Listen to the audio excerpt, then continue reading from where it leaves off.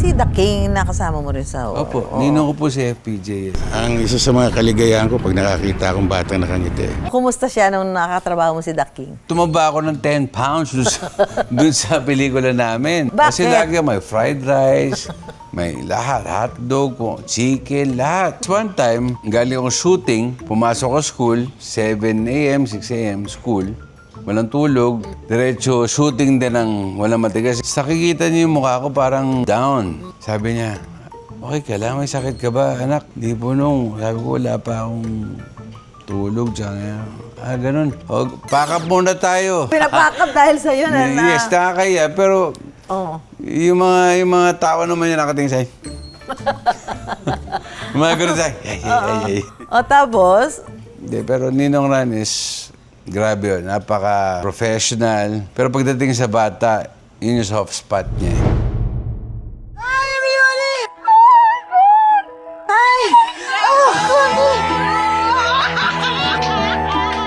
si Astals. Yes. Sobra siyang thankful na isinama niyo pa siya. Yan po si Hermes. Yan ang pinakamagaling na kusinera dito sa buong village at buong lang barangay.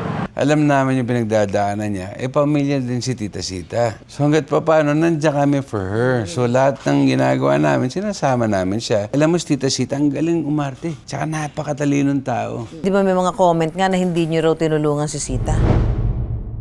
Nung alam kong nasa coma na yung tatay ko, I visit, siguro sa likod twice. Siyempre, I was young. Lagi akong lumalabas, miinom. Siyempre, apektado na ako. Doon pa lang sa sinabi niya may sakit siya sa amin, na may taning na siya. My father, Dolphy, left at 8:34 p.m. following a cardiac arrest. Pag kinakanta nga yung Dance with my father again, lagi akong umiiyak noon kahit marinig ko lang sa radyo, patayin mo yan! Oo, talaga. Bakit? I dance with my father all the time. Di ba? When I was young, even in movies, even in sitcoms. Nung 2001 na aksidente ka sa Pangasinan, kinover ko din yun. November 2001, sumalpok ang minamaneho nitong Ford F-150 sa isang elf truck habang bumibiyahe sa Pangasinan. Tapos namatay yung kasama mo. Opo. Ano man nangyari doon? Para ako pinitik, hindi lang pitik, tadyak eh. Lord na parang, siguro ginising ako sa totohanan or something. Tapos nung 2004 na aksidente ka rin, kasama yung asawa mo? Sugatan ng mga kasama niya, kabilang na ang kasintahan niyang si Jennifer Salimaw. Yes, nahulog kami sa Katipunan. Binubuo pa yung underpass doon, di ba? Umuulan noon, tapos may humps na parang may biglaan rampa. Rumampa yung kotse ko. Nahulog kami 30 feet. Of course, speech, itong lower mouth ko, umatras eh. Tapos siyempre gulat sila yung payat ko. Parang hirap ko na kasi yung mga shin ko, titanium, yung pelvis ko, titanium. Ito may titanium na to. Titanium, yung... Ano yun doon sa 2001 na Yes, aksidente mo? ano yan, mami, lahat. Kasama mo ba si Michael Jackson sa concert? Opo. Yung nagpumunta si Michael Jackson dito sa Manila, una, pagdating niya sa Manila Hotel, sinalubong ko siya. Sinadya ko, may kiss me ako. Sa Manila Hotel? Manila Hotel. Oo, doon siya tumuloy. May kiss me ako eh. Naghanap siya ng mga piling bata sa Parañaque na marunong din kahit pa paano umarte para sa Heal the World. Kasi Heal the World, mga bata, ikot na gano'n, di ba? Nanay ko, nalagay ako. Sumama ako. Tapos yung meeting namin, Manila Hotel, sabi ko, hi, my idol. Hi, hello. Sabi ko, look at me, I have this too. Nice! Siya na siguro ang maituturing na anak ng Philippine showbiz. Anak lang naman siya ni Comedy King Dolphy at naging anak din sa pelikula ni The King Fernando Poe Jr. Mula sa pagiging child star, naging ganap na aktor, naging konsehal ng Parañaque at isa na ring asawa't ama. Makakasama natin ngayon sa Kay Susan Tayo Vlogs, si Baldo Vandolph Quezon. Wow! Hi, Vandolph! Ma'am, first time. Oh, siyempre. Tumanda ako nanonood sa'yo. Talaga. Oy, sabi ko, kinukwento ko sa kanila, yun nung na-aksidente ka sa Pangasinan. Opo. Tanda mo yun? Opo. Ako nag-cover doon. Anong taon yun? Hindi ko tanda kasi tulog ako. Anong taon yun? 2001. Sa Pangasinan. Coma po for 1 month, di ba? Oo. Actually, inabutan namin doon yung sasakyan mo na lang, tapos ikaw nasa ospital na. Halika, thank you ha. Ma'am, thank you po. Halika, Opo. po tayo dito at magkumustahan tayo. Opo. Mandop, thank you sa pagpapaunlak mo sa panayam na to. Siyempre, ma'am, bata pa po ako, pinapanood ko lang kayo. Talaga? Ano pinapanood mo? Yung mga kay Susan. Ay, teka muna. Kumusta ka, Mandop? Okay lang po, okay lang po. I'm doing okay. I'm just busy sa Humalong at po doon sa whiskey namin, yung Banayad Whiskey. Ano pakiramdam mo, Mandop, na anak ka ng nag-iisang comedy king? Ang lagi lang nasa puso at isipan ko, he's a good dad. I grew up with him, acting with him, learned sa kanya. So, I miss him a lot. Pero yung nararamdaman ko pag comedy king, syempre proud. So, 18 kayo magkakapatid, ikaw daw ang paborito? Yun lang alam ko. Ah, yung 18? Oo, 18 kami, ma'am. 18 ka. At ikaw daw ang paborito? Hindi, paboritong batukan siguro no, sa mga pelikula. ganun. Oo. Ako lang ang pinakamalambing, tita. Kumusta relasyon mo with your dad, kay Dolphy? I learned a lot sa kanya regarding when it comes to craft of making people happy. Because I saw him growing up and I realized yung tinuturo niya now I'm getting older, iba talaga ang comedy. Iba ang pinapasaya mo yung tao. Di ba parang sa 1 minuto o 30 minutes ng buhay nila, mapasaya mo yung tao. Kung meron kang trivia na pwede i-share about your dad, pwede mo i-share sa amin, baka hindi mo pa na-share kahit kanino, pwede mo masabihin sa amin yun? Well, ang tatay ko po talaga sa personal ay tahimik. Nasa isang tabi lang yun. Nasa dilim at minamasahe lang yun. Hindi yun yung, hey, Oo, joker. Kumusta po kayo bilang isang tatay? Kasi pag sumigaw ako, galit na ako noon. Actually, hindi ako natural na comedian eh. Masyado akong, sa totoong buhay, very quiet ako eh. Natatandaan ako, parang may sinabi siya na parang kahit gaano ka kasikat, huwag kang ganun kayabang, ganun. That's the number one lesson I learned from him. And tinuturo niya sa akin, always keep your feet on the ground. Sabi sa akin, Vandolph, yan, halimbawa sa production, huwag kang mapagmataas, respetuhin mo lahat. Kasi lahat yan nagtatrabaho. Kahit tayo napupuyat, sabi niya. Yung pinakamababang trabaho sa production, mas puyat sa atin. Wala sa air content yan. Walang pagkain na pili yan. Kung ang call time mo, 9 ang call time yan, 4. Be respectful sa lahat. Kahit di lang sa work namin sa showbiz, kahit sa lahat ng tao. Meron ka ba pwede i-share na memory mo na magkasama kayo na na daddy mo at saka your mom? Well, nung nasa bahay kami nung I was young, ito tanda ko dahil kinikwento sa akin ng tatay ko to tsaka ng nanay ko. Bumili daw ako ng maliit na dagang Costa, yung puti. Nasa sahig ako ng kwarto ng mama at papa ko. Kinagat daw ko ng daga, tapos parang tinam ko raw, parang Oh, pinisak mo? pinasa ako. Oh. Nagalit, parang pinagsabi ako ni papa. Bakit mo gano'n? Siyempre, daga. Nanay ko, kinagat yung anak mo. Yung papa ko tahimik, siyempre. Quiet. Was, look. Yung mga ganong bagay, yun lang yung vivid sa utak ko na nakita ko regarding them. Pero tapos movies na eh. Kasi I was young din, tapos nung nag-separate sila, I was like 5, 6. Nung nag-iwalay sila when you were 5 years old, paano ito naka-apekto sa'yo? Well, of course, sa una, tita, like every other kid, na longing sa buong pamilya. Kasi I grew up with older people than me. Dahil sa showbiz ako since 2 years old. So, maaga kong naisip na basta masaya tatay ko, masaya nanay ko. Mahal ko sila eh. Basta okay naman ako, nandiyan naman sila for me. Kumusta naging relasyon mo with Shasha? Wala, okay kami ni Tita Shasha. Nalagaan niya ako. Tumira ako sa Marina with them, with Zia, Nicole. Tsaka alaga ako, tita. Binibili na akong damit. Pinupormahan niya ako dahil masyado kay hip-hop eh. Noong mga 90s, di ba, hip-hop eh. Uso yung cross colors eh. Pumorma ko konti, di ba? Tsaka spoiled din ako doon. Laging pagkain. Magaling magluto si tita din eh. So parang ano ka rin, you were treated like her own Yes, son. yes. My father, Dolphy, left at 8:34 p.m. following a cardiac arrest. Pray for his eternal repose. And in his honor, please smile at the person standing next to you. Meron daw ideya si Eric na isa pelikula yung mga huling araw sa ospital ng daddy mo. Ano ba nangyari na yung mga huling araw na yun? Ito, totoo lang. Ako, nung alam kong nasa coma na yung tatay ko, I visit, siguro sa likod twice. Mag-ayokong tandaan yung tatay ko na ganun. Siyempre, I was young. Lagi akong lumalabas, umiinom. Siyempre, apektado na ako. Doon pa lang sa sinabi niya may sakit siya sa amin. Na may taning na siya, pero tumagal pa siya eh. ng ilang taon. Nag-show pa kami sa Amerika, di ba? That's life eh. Nung sinabing, wala na siya, wala na. Yun na yung pagpunta ko, wala na. Masakit, tita. Sabi ko nga sa kanya nung bata ko, tatanda ka hanggang 500 years old. Sabi niya, ayoko, naagdas na ako nun. Kung mahaba ang buhay mo, pero ganyan ka, wag na lang. Hanggang anong edad niyo ho kaya gustong mabuhay? Depende, mararamdaman ko naman yun eh. Gusto niyo pa maging 100? Ayoko. Ayaw niyo ho? Ayoko, tsak na lampa na ako nun. Lumpo na ako nun. Ang buhay ng tao kasi, tita, kahit sino sa atin, you are to get used to pain. Wala na yung tao. Nasasanay ka lang na, kumaga yung sakit, nasasanay ka lang hanggang sa nawawala, pero hindi pa rin nawawala yung sakit pag naalala mo. That's life. That's change. That's inevitable. Ilang naman ang hindi mo nababago sa buhay, change. Pag kinakanta nga yung Dance with my father again, lagi ako umiyak noon kahit marinig ko lang sa radyo, patayin mo yan!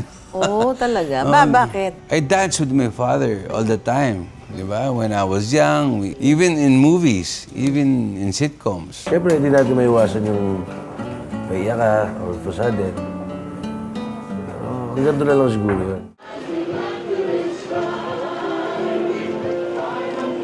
May natatandaan ka ba kung ano yung mga huling pag-uusap mo ng daddy mo bago siya namatay? Sa tumakbo kong first term ng counselor, sabi niya sa akin, sigurado ka ba dyan? Magulo yan. Sabi ko lang sa kanya, Pa, di naman ako kasama sa gulo eh. Sabi ko, doon lang ako sa gitna. Sabi ko, you are the perfect politician. Sabi ko, yung tumutulong ko sa tao, wala kang hinihinging kapalit. Di ba? So ako, what I did when I was in politics, sa awa ng Diyos, nanalo po ako. That was the first time na naproklema ko na naramdaman ko ulit si Erpat sa panaginip. Hanggang sa paggising ko, siya pa rin yung amoy ko. Si The King, nakasama mo rin sa... Opo, ninong ko po si FPJ. Ang isa sa mga kaligayahan ko pag nakakita akong batang nakangiti. Kumusta siya nung nakatrabaho mo si The King? Doon ako spoiled. Bakit ka spoiled sa kanya? Kasi nung nalaman ng tatay ko, ni Papa, na may movie kami ni FPJ, tinawagan niya, Erap, sabi niya, kasama pala ako sa pelikula. Ikaw nang bahala, laga mo ha. Tumaba ako ng 10 pounds dun sa pelikula namin. Anong movie? Walang matigas sa tinapay, sa minute na kape. Tumaba ka ng 10 pounds. Or more, ha? Bakit? Kasi lagi may fried rice, may lahat, hotdog, chicken, lahat. Nare-request mo ba yan? Hindi. Nung una, tinatanong ako, lagi, tas kahit di ka na nagre-request, kahit busog ka na nagbibigay. So one time, galing akong shooting, pumasok ko school, 7 a.m., 6 a.m., school, walang tulog, diretso shooting din ng walang matigas. Iba yung shooting na ginawa ko, tapos walang matigas. Dalawang movie, sabay. Sa nakikita niyo yung mukha ko parang down. Sabi niya, okay ka lang, may sakit ka ba, anak? Di po nung, sabi ko, wala pa akong tulog. Ganun. O, pack up muna tayo. Siyempre, FPJ Productions eh. So, nag-pack up because of you? Dahil, not because of me, because of you. Hindi, ibig sabihin kaya niya, pinapack up dahil sa'yo na. Yes, nakakaya, pero yung mga tao naman yung nakatingin sa'yo. Mga ganun sa'yo. Ninong Ran is, grabe yun, napaka-professional. Pero pagdating sa bata, yun yung soft spot niya. Ano yung nakikita mong nila, parehong ugali ni The King at saka ng iyong tatay? Sobrang matulungan. Sobra talaga. Ako po si Fernando Po Jr. Nalalaro sa pagkapunulo. Kaya nga, perfect politician, even ni Nora, hindi lang na pinagbigyan ng Panginoon eh. Paano mo i-describe yung sobrang matulungin siya? Alam mo, tita, sa politics, now people, tutulungan ko to pero dapat tulungan mo rin ako. May kapalit. Yan. Tatay ko, si Ninong Ran, tutulungan kita kasi blessed ako. Tutulungan kita kasi mas meron ako sa'yo. Di ba? Kahit lagi ka nandyan, kahit lagi kang pumipila sa akin. Kaya ako pumasok sa politika ay dahil sa sigaw ng bayan. Ang maganda lang sa politics, tita, kaya ako pumasok, alam mo kung sino dapat tulungan, kung sino dapat unahin, kung sino yung manangangailangan. I love you, Manila! Kasama mo ba si Michael Jackson sa concert? Opo. Yung nagpumunta si Michael Jackson dito sa Manila, kasi panahon po nun, mayor si Joey Marquez. Sa Parañaque. Parañaque. Anong ginawa mo sa concert? Sinama ako sa Heal the World. Pagdating niya, sa Manila Hotel, sinalubong ko siya. Sinadya ko, may kiss me ako. Sa Manila Hotel? Manila Hotel. Oo, doon siya tumuloy. May kiss me ako eh. Ginano ko yung buhok ko, kahit may simbo ko, ginano ko. Ilan taong ka nun? Kailan pumunta si Michael? Oh, sabi mo, 1990. pumunta si Michael. 96. Okay, ilan 12. Wow, so ang cute-cute mo pa nun. Sana. Naghanap siya ng mga piling bata sa Parañaque na marunong din kahit pa paano umarte para sa Heal the World. Heal the World, Kasi Heal the World, mga bata, ikot na gano'n, di ba? Nanay ko, nilagay ako. Sumama ako. Tapos yung meeting namin, Manila Hotel, sabi ko, hi, my idol. Hi, hello. Sabi ko, look at me, I have this too. Nice. Paborito mo ba si Michael? Oo. He was my idol ever since. So, nung nalaman mo na kasama ka niya sa concert, tuwan-tuwa ka na, magkakasama Oh, kayo. may picture kami noon na pinalakihan ko. Pero nung na-aksidente ako, pag-gising ko ulit sa Makati, wala na yung picture ko. Baka na kay Boss Toyo. Hinahanap ko eh. Nasaan nga? Sabi ko, ma, nasa yung picture ko dito. Isang buwan lang akong tulog Yan, mawala eh. Hindi nga, nawala nga. Wala sa bahay. Saan napupunta? Siguro magic. Ang car accident na kanyang sinapit noong 2001 kung saan bumangga ang kanyang minamanehong kotse sa isang van along Pangasinan. Nung 2001, na aksidente ka sa Pangasinan, kinover ko din yun. Tapos namatay yung kasama mo. Opo. Paano ba nangyari doon? Ayoko na i-top yun talaga dito eh. Ayoko na i-top yun kasi respect sa family. Pero sa side ko naman, sa aksidente yun, siyempre para ako pinitik, hindi lang pitik, tadyak eh. Learn na parang, siguro ginising ako sa totohanan or something. Hindi naman natin kagustuhan lahat ng pinagdadaanan sa buhay. Siguro may mission pa ako kaya ako binuhay. Sinabi mo doon noon na 1 minuto kang namatay? Opo. One minute flat line. Pag-land ng chopper sa Villamor, na-revive lang ako. 1 minute I was dead. So, nung kinukwento sa'yo yun, ano naramdaman mo? Talaga? Namatay ako. Pero totoo yun dito yung mga light experience din yun. Tapos nagkaroon ka ng amnesia because of that accident. Ang sabi nga ng doktor kay Papa sa kay Mama, let him remember what happened to him. Malakas yung tama sa brain ko eh. Diyan mo makikita yung progress ng pagiging okay niya. Pero till now, okay na ako. Marami pa rin akong di maalala eh. May biglaan na lang na parang light na, may glimpse na biglang siguro na-experience yun ng mga taong pinagdaanan din yung same na parang pinagdaanan ko. Pag ngayon, Okay lang. Kaya pag nagmamaneho ko ngayon, naka-seatbelt ako hanggang ulo. ano ba talaga yon? Hindi ka ba naka-seatbelt noon? Wala. Ano pa ako? I was 18, 17. Tapos nung 2004, na-aksidente ka rin kasama yung asawa mo? Yes, so nahulog kami sa Katipunan. Sa awa ng Diyos, okay naman siya, okay naman si Jenny. May mga konting galos lang si Vando, pero mas marami si Jenny. Binubuo pa yung underpass doon, di ba? May underpass doon. Umuulan noon, tapos may humps na parang may biglaan rampa. Rumampa yung kotse ko. Nahulog kami 30 feet. Buti lang may tubig doon sa ginagawang tapos walang trasis na bakal. Di ba? Sabi ko, pangalawa na naman eh. Ha? Oo nga. Di ba naisip, parang lapitin ka ng... Hindi, lagpas na ako sa pusa kaya ayoko na. Lampas ka na? Baka dapat tumigil ka na sa pagmamaneho. Kumbaga na ako, Black Panther na. Black Panther ka na. Tinalo mo pusa. Baka dapat hindi ka na nagmamaneho. Hindi, ako kasi, yan yung tinuturo ko sa lahat ng tao. Sa lahat ng aksidente o pagdaanan mo na near-death experience, learn. Huwag ka magkaroon ng phobia na hindi mo nagagawin. Kasi hanggang doon ka lang. Magkakaroon ka ng reservation sa lahat ng bagay. Learn. Malaking bagay na yun. Para tuloy-tuloy lang ang buhay. Kumaga, pinagdaanan mo to, natuto ka, hindi mo nagagawin. Paano naging challenging sa'yo yung pagbabalik mo sa showbiz after yung mga ganun nangyari? Of course, speech. Itong lower mouth ko, umatras eh. Yan ba yun doon sa 2001? Sa aksidente, 2001. Tapos siyempre nagulat sila yung payat ko. Parang hirap ko na kasi yung mga shin ko, titanium, yung pelvis ko, titanium. Ito may titanium na to. Titanium, yung Ano yun doon sa 2001 accident? Yes, so wala. Ano yan, mami, lahat. Pati yung... Ano ka na pala? Man of Steel. Yes, $50 million, baby. Malaki na tulong sa akin ni Jenny sa recovery ko. Bakit? Paano? Having an inspiration while supporting you, malaking bagay yun, tita. Kaya mo yan. Una, may brace pa ako eh. Alisin mo nga yan, kaya mo naman yan eh. Hanggang sa huli, wala na akong brace, lalakad ako, mas maayos yung lakad ko. Tapos nag-check up ako sa Makati Med, ako na naglalakad. Sabi ng doktor, dead man walking. Naglalakad ka na ngayon, dati naka-wheelchair ka. Kasi 3 months din ako nasa wheelchair eh. It was a devastating and life-changing experience. Nakita namin yung vlog mo doon sa Home Along the Reels. Di ba meron kayong Home Along the Reels na gagawin? Yes, Kumusta yung so- banding mo doon sa mga kasama mo ni Don? Hindi nagbago eh, tita. Hindi nagbago eh. Na-miss lang namin ang isa't isa. Ganun pa rin yung pakikitungo sa isa't isa. Kami mga boys, ganun pa rin mag-aasaran. Sa mga ate namin, Claudine, kay Maybe, ganun pa rin asaran. Kay tita nanay, kinukulit pa rin namin. Kaya nung nagka-chance kami magsama-sama ulit sa ginawa namin ni Boy Tutong Home Along the Reels, the reunion.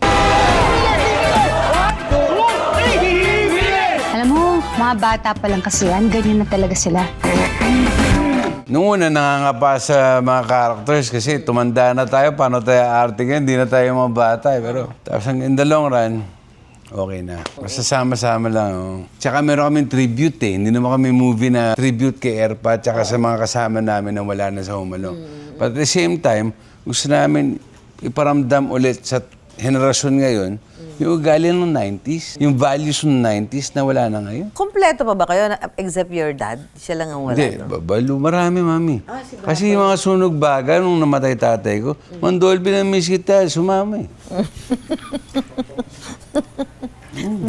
Sino-sino? Man Tomas, si Danny, si Kite, si Alex, si Rudy, marami. Sumama talaga. Sumama eh. Diyan ako sa'yo, mamasaya kita dyan. Sama sila. Baka gumagawa din sila ng sarili ng sitcom doon. Malamang, mas marami sila doon. Nandun pa si Tito Edith, PJ, nandun pa. Kompleto sila doon. Ito, Kuya Germs, nandun pa. By the way, our movie is coming out. Okay, it's the movie of the kids. Guest lang naman ako doon. Dito sa kay ST Vlogs, naano din namin si Tastals. Yes, Tapos yes. at sobra siyang thankful na isinama niyo pa siya. Miss Sita Astals! Very beautiful. Ating Home Along the Reels family. Alam mo, tita, si Tita Sita, lagi kami nandyan for her. Nung nag-start to ever since, sinama namin siya. Kasi alam namin yung pinagdadaanan niya. Pamilya din si Tita Sita. Yan po si Hermes. Yan ang pinakamagaling na kusinera dito sa buong village, buong lang, barangay. So hanggat pa paano, nandiyan kami for her. So lahat ng ginagawa namin, sinasama namin siya. Alam mo, si Tita Sita, ang galing umarte. Tsaka napakatalinong tao. She just needs someone to talk to. And we are here, the Cosme family, the Home Along the Reels family, is always here for her. At dala namin siya kahit sa kami magpunta.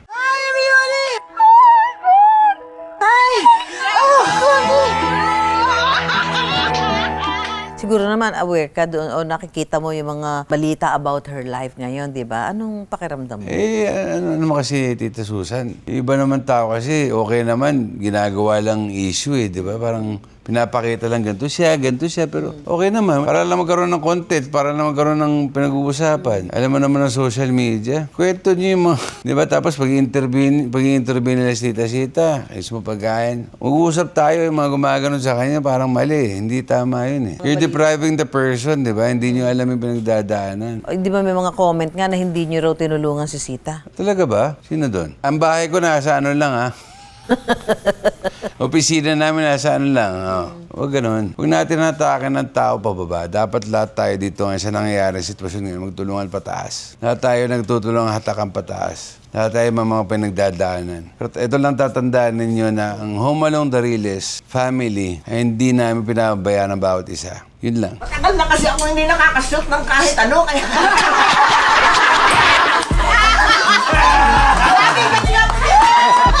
Sabi ko! Hindi ka nag-iisa!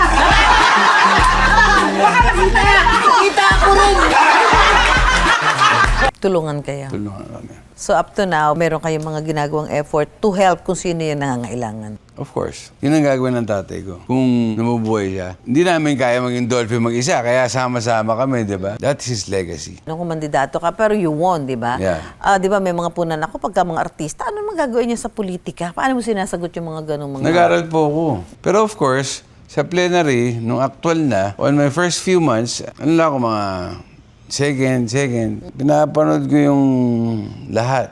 Yung mga batikan na konsehal ko, paano mag-deliberate, paano mag-motion, paano mag-stand, ganyan, paano mag-amend, hanggang sa natuto na ako, Kasi pag deliberation, yan yung balitaktakan, yan yung parang debate. Saka ano yung mami mo, di ba, binati ko siya dati sa social media, di ba? Alam niyo ba, in defense to my mom, kasi naging first lady yan, naging konsehal ng 9 years din. Kumbaga, sinapuso niya yung pagbibigay tulong, pagtrabaho sa politics. So, hindi ko rin pwedeng krusin yun. Pag inalis mo siya dyan, parang nangihina. Parang yung mga batikan na artista na pag inalis mo yung trabaho, nangihina. Eto naman, ano yung gusto mong sabihin, na gusto mong malaman ng tao na hindi nila alam about your mom? Nanay ko sobrang pagmahal. Ang nanay ko mabait. Mukha lang mataray, pero she has a golden heart. And a lovable heart.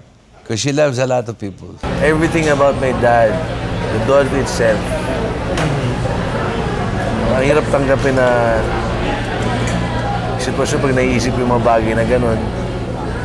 Papasmile na lang ako. Tatay ko talaga, mapakabayan ko. Kahit kung bubuhayin mo na ulit ng Panginoon, gusto ko tatay ko pa rin, si Dolphy. Kailan mo huling naalala si tatay mo? Although sabi mo nga everyday, Everyday. kinakausap mo. Everyday. Ano yung mga huling sinangguni at humingi? Gabayan mo kami sa movie, sa Humalong. Nararamdaman mo ba? Direkta mo kami sa tamang landas. Nararamdaman mo naman. Ano naman? Kita pa to?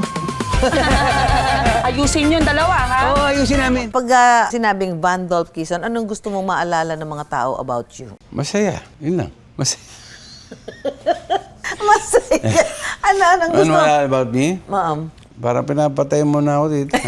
Kita Gusto ko maalala sa Hindi, akin. kasi halimbawa, Van Dolph. Siyempre, ayaw mo naman na anak ni Dolphy yan. Ayaw mo namang anak lang ni Hindi, Dolphy. ano? Isang magaling na komedyante. Isang marunong. Kahit huwag nang magaling. Marunong. Pinanood ko yan. Mahal ko yan. Wow. Alam mo, si Babalo ginagawa mo. Eh, Si hindi. Babalo yun na. Ha? Talaga? Oo, kaya si Babalo kaya yan. Tita, kinalakihan ko yan. Babalo, Panchito, lahat yan nakasama ko. Tatay ko yun. Sino? Si Panchito, tatay ko yun. Sabi ni Brad Pitt. Nung wake ng tatay ko, si Bandol, adopted yan. Anak talaga ni Panchito yan. Hanggang ngayon, nahanap kita, Brad Pitt, ha?